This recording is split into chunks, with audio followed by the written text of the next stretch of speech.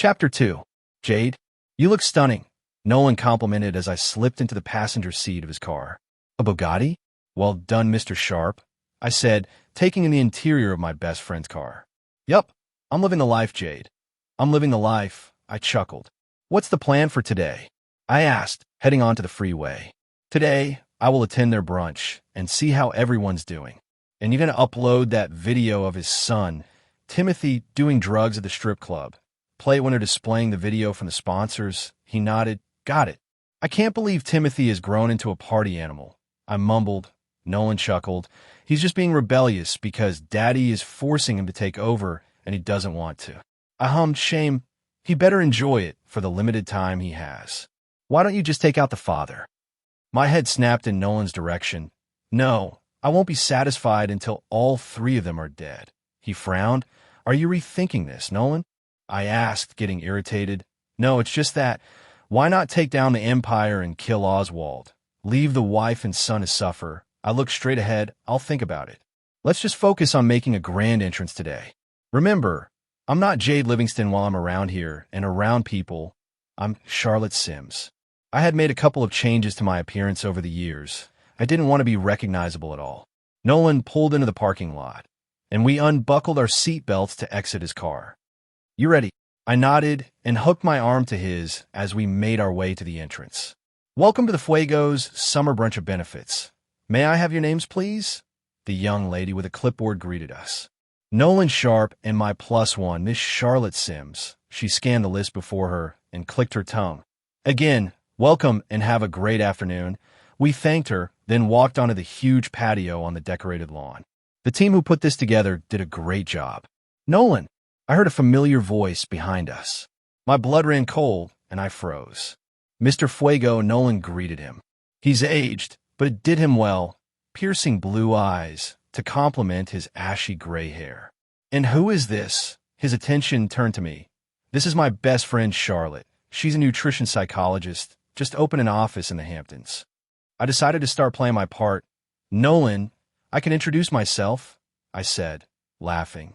I reached for a handshake. You must be Mr. Fuego, he smiled. That's correct. I nodded, retracting my hand. I must say, Charlotte, you are beautiful. Are you single? If not, I could introduce you to my S. I cut him off. That won't be necessary, sir. I'm a lesbian. He looked shocked but nodded. That's unfortunate. I almost rolled my eyes. We're going to find our table. Nolan spoke, recognizing my annoyance. Are you okay? Nolan asked quietly as we walked away. Yeah, just already annoyed. We got to our assigned table and took our seats. Oh shoot, Char, I gotta go set up for the video. Will you be okay alone? I nodded. Yeah, sure. I'm gonna head over to the bar to get us martinis. He nodded, then headed off. I grabbed my purse and headed over to the bar across the lawn. I regretted wearing the pair of heels I chose to wear today because I keep sinking into the soil. With a huff of frustration, I leaned on a tree and started taking them off. But the event just started. I heard a smooth voice behind me. I didn't bother to turn around. I don't really care. I slipped off the last heel and started making my way over to the bar. 2 apple martinis, please. I spoke to the bartender and took a seat, waiting for my orders. I'm Jasmine. I heard the same voice from a minute ago. She took a seat beside me. Rum and Coke, please. She then turned to me. I smirked. Rum and Coke at a brunch? Be a lady, I teased. She chuckled. I know from the way I'm dressed you can tell the only thing ladylike about me are my boobs and lower half. I gasped at what she said. Do you kiss your mother with that mouth? I asked, laughing. She smirked. You'd be surprised with what I do with my mouth. I was about to reply, but Nolan beat me to it. Whoa, Jasmine. We both looked at him.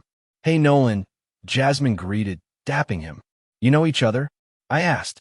Yup, he's a good friend, Jasmine answered. I nodded. The bartender gave me my orders. Nice meeting you, Jasmine. I spoke, slipping off the bar stool. You too sexy, she winked. I rolled my eyes and handed Nolan his drink. Let's go. You got everything up? I asked, referring to the plan we had in place. He nodded and took a sip of his drink. Everything is ready, boss. We took our seats.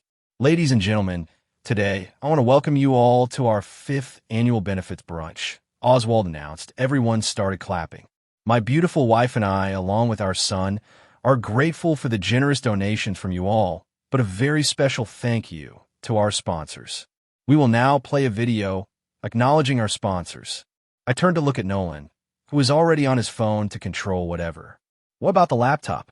I whispered. He scoffed. Welcome to the 21st century, Char. We can sync our laptops and phones. I rolled my eyes at his comeback and turned my attention to the screen.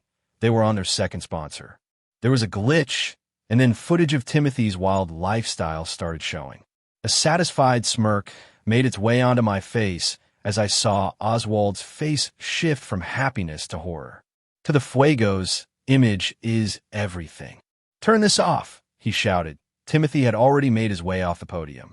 Everyone started talking and gasping amongst themselves. I turned to Nolan, who was already looking at me. Good job, I whispered, and he nodded. I turned back to the podium. By now, Oswald and his family were nowhere to be found.